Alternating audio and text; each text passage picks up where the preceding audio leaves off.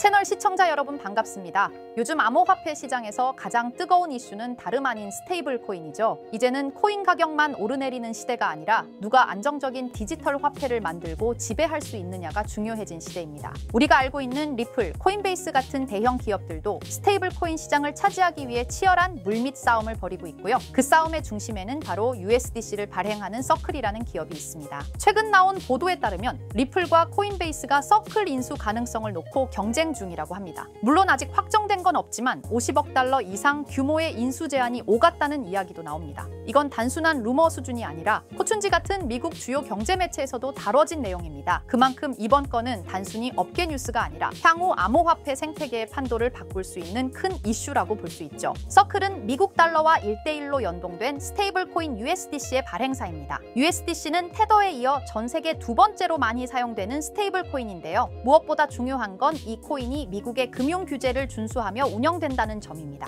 안정성과 신뢰를 기반으로 하기 때문에 글로벌 기업들이 선호하는 스테이블 코인으로 자리 잡았습니다. 특히 국경 간 결제나 무역 거래에 자주 쓰이면서 디지털 달러에 가장 가까운 코인이라는 평가도 받고 있습니다. 코인베이스는 서클과 과거부터 USDC를 공동 운영해온 파트너입니다. 비록 작년에 공식 파트너십은 종료되었지만 여전히 코인베이스가 USDC의 유통 절반 이상을 담당하고 있죠. 그러다 보니 코인베이스 입장에서는 차라리 서클을 아예 인수해서 USDC 사업을 통째로 가져오는 게 낫겠다는 판단이 설 수 있습니다. 이건 단순한 수익 문제가 아니라 스테이블 코인을 보유함으로써 암호화폐 거래소 이상의 종합금융사로 도약할 수 있는 발판이 되는 전략이기도 하죠. 리플은 원래 국제 송금용 네트워크 구축에 집중해 왔습니다. 하지만 XRP의 법적 이슈와 시장 제약이 생기면서 달러 연동 스테이블 코인 RLUSD를 발행하며 새로운 돌파구를 찾고 있습니다. 여기서 만약 USDC 발행사인 서클을 인수하게 된다면 리플은 단숨에 글로벌 2위 스테이블 코인 시장을 손에 넣는 것이고 자사의 국제 송금 인프라에 USDC 같은 신뢰성 높은 자산을 붙여 결제 시스템을 강화할 수 있게 됩니다. 이건 단순한 투자나 인수가 아니라 비즈니스 모델 전환의 기로로도 볼 수 있습니다. 지금까지 암호화폐는 탈중앙화와 익명성이 강점이었지만 이제는 그보다는 법정화폐에 연동되고 제도권과 연결되는 방식의 디지털 자산이 더 주목받고 있습니다. 그 중심이 바로 스테이블 코인이고요. 스테이블 코인을 누가 통제하느냐는 결국 디지털 시대의 기축 통화를 누가 지배할 것인가와도 맞닿아 있습니다. 그 싸움이 지금 리플과 코인베이스라는 두 코인의 싸움으로 현실화된 것입니다. 이런 와중에 흥미로운 소식이 또 하나 있었죠. 바로 싱가포르 핀테크 기업 스트레이트X가 발행한 싱가포르 달러 연동 스테이블 코인 XSGD가 리플의 XRP 레저 위에서 발행되었다는 점입니다. 이전까지는 이더리움, 폴리곤 등 다양한 체인에서 쓰였던 XSGD가 이제는 리플의 블록체인 생태계에도 들어왔다는 건데요. 그만큼 XRP 레저가 글로벌 결제 인프라로서 점점 영향력을 넓히고 있다는 의미로 해석할 수 있습니다. XSGD는 단순한 실험적 코인이 아닙니다. DBS, 스탠다드 차타드 같은 메이저 은행의 예치 자산으로 100% 뒷받침되고 있으며 실제 사용도 활발한 신뢰 기반의 스테이블 코인입니다. 이런 스테이블 코인이 XRP 레저 위에서 돌아간다는 것은 앞으로 국가 화폐들이 디지털 토큰으로 세계를 넘나드는 시대가 오고 있다는 것을 보여주는 상징적인 사례입니다.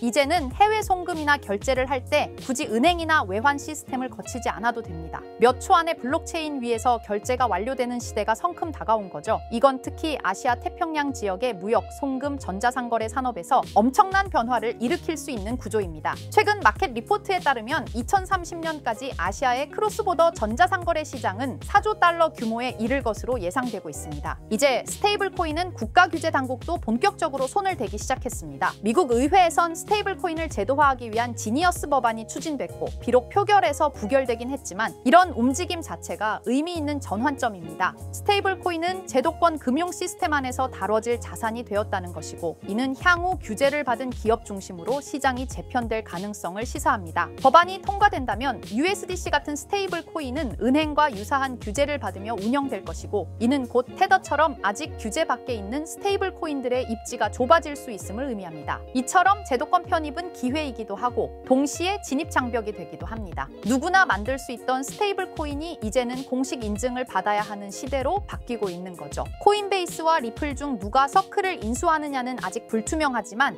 확실한 건 스테이블 코인을 둘러싼 기축 통화 전쟁은 이제 본격적으로 시작됐다는 것입니다. 앞으로 암호화폐 시장은 비트코인, 이더리움 중심에서 스테이블 코인 중심으로 무게추가 옮겨갈 가능성도 있습니다. 이 전환점에서 누가 먼저 시장을 선점하느냐가 향후 5년, 10년의 주도권을 좌우 좌우하게 될 겁니다. 지금 이 순간에도 암호화폐와 전통 금융 사이의 경계는 점점 허물어지고 있습니다. 스테이블 코인은 그 변화의 중심에 있으며 미래 금융 질서를 재편할 열쇠가 될 수 있습니다. 자, 그렇다면 결국 리플이 궁극적으로 추구하고 있는 게 뭘까요? 바로 실물 자산 토큰화, RWA입니다. RWA는 리얼월드 에셋의 약자로 현실 세계의 자산을 블록체인상에서 디지털화하는 걸 말합니다. 예를 들어 부동산, 국채, 회사채, 주식, 금 같은 자산을 블록체인에서 토큰의 형태로 거래할 수 있게 만드는 기술이에요. 이건 단순히 디지털화가 아니라 유동성과 접근성, 거래 속도를 혁신적으로 개선하는 방식입니다. 리플은 이런 변화가 향후 금융의 중심이 될 거라 보고 자사의 기술 기반인 XRP 레저를 통해 이 RWA 시장에서 핵심 인프라 역할을 하겠다는 전략을 세우고 있습니다. 실제로 리플의 개발 조직 리플엑스는 최근 RWA의 블록체인 전환이 가속화되고 있다며 XRP 레저가 기관용 플랫폼으로 자리 잡고 있다고 공식 채널을 통해 발표했습니다. 그리고 그 연장선상에서 리플은 스테이블 코인 RLUSD를 내놓았죠. 단순한 스테이블 코인이 아니라 RWA 시대를 위한 결제 인프라로서 설계된 것입니다. 그렇다면 이 RWA 시장은 앞으로 얼마나 커질까요? 많은 글로벌 금융기관과 컨설팅 회사들이 RWA 시장이 2030년까지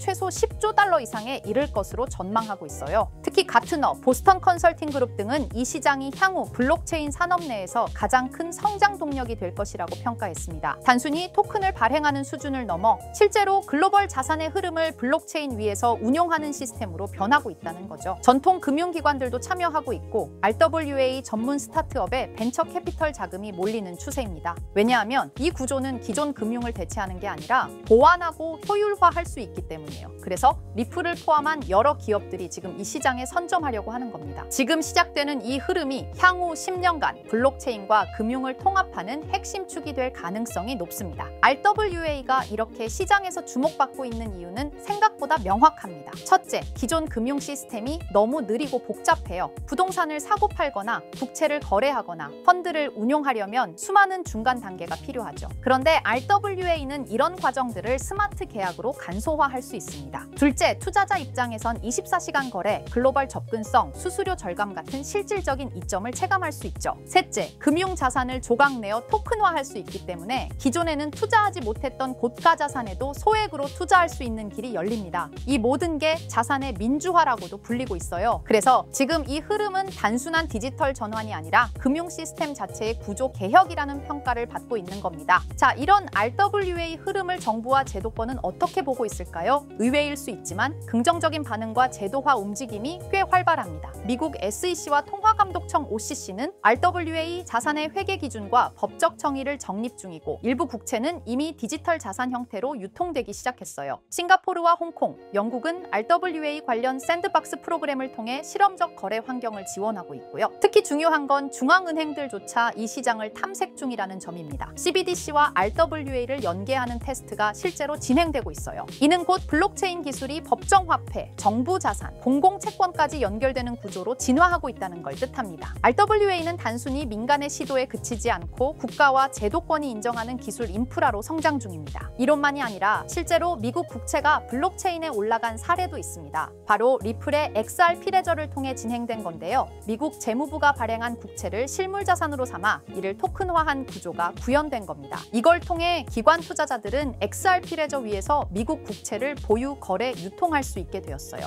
이건 굉장히 중요한 시사점을 줍니다. 왜냐하면 세계에서 가장 안정적인 자산으로 평가받는 미국 국채조차 블록체인 기반으로 옮겨졌다는 건 기술의 신뢰성과 법적 기반이 이미 어느 정도 충족되었다는 뜻이거든요. 리플은 XRP 레저를 통해 국채 같은 고신뢰 자산의 디지털 거래 인프라를 제공하면서 RWA 시장에서 자신들의 역할을 구체적으로 증명하고 있는 셈입니다. 그리고 드디어 등장한 이름 블랙록입니다. 다들 아시죠? 무려 11조 달러 이상을 운용하는 전 세계에서 가장 큰 자산 운용사. 그런 블랙록도 이제는 RWA 시장에 뛰어들었습니다. 블랙록의 CEO 레리 핑크는 이렇게 말했어요. 모든 금융 자산은 토큰화될 것이다. 즉 부동산, 채권, 펀드, 주식 전부가 앞으로는 블록체인에서 거래된다는 의미죠. 그리고 블랙록은 이 시장이 향후 10년 안에 약 30조 달러 규모로 성장할 것이라고 전망했습니다. 단순히 말을 한 게 아니라 직접 자신들의 펀드를 블록체인 형태로 내놓기 시작했어요. 블랙록이 이렇게 움직인다는 건 RWA가 올드머니의 신뢰까지 얻었다는 의미입니다. 블랙록은 실체 있는 첫 RWA 펀드로 비드를 선보였습니다. 이 펀드는 미국 국채 같은 실물 자산을 기반으로 하면서 이더리움 블록체인 위에서 운영되도록 설계됐어요. 스마트 계약을 활용해서 매일 이자가 자동으로 분배되고 투자자는 자신의 자산 상태를 실시간으로 확인할 수 있습니다. 말 그대로 기존 전통 금융과 블록체인의 장점을 섞은 하이브리드형 펀드입니다. 비들은 특히 기관 투자자들 사이에서 디지털 자산 신뢰도를 올리는 사례로 꼽히고 있어요. 이 펀드를 통해 블랙록은 단순한 실험을 넘어 RWA의 실전 적용 가능성과 수익성을 동시에 입증하고 있는 셈입니다. 놀라운 건 비들의 현재 규모입니다. 출시된 지 1년 2개월밖에 안 됐는데 운용 자산이 벌써 10억 달러를 돌파했어요. 이는 단순히 블랙록의 브랜드 파워 때문만은 아닙니다. 투자자들이 RWA 구조에 실질적 신뢰를 보내고 있다는 증거이기도 하죠. 특히 일일 이자 지급, 실시간 조회 가능, 안정적인 국채 기반 등 전통 금융의 신뢰성과 블록체인의 유연함을 모두 갖춘 게 크게 작용했습니다. 앞으로 비들처럼 토큰화된 펀드가 더 많이 등장할 가능성이 크고 이로 인해 RWA 시장은 기관 자금 중심으로 급속히 팽창할 수 있습니다.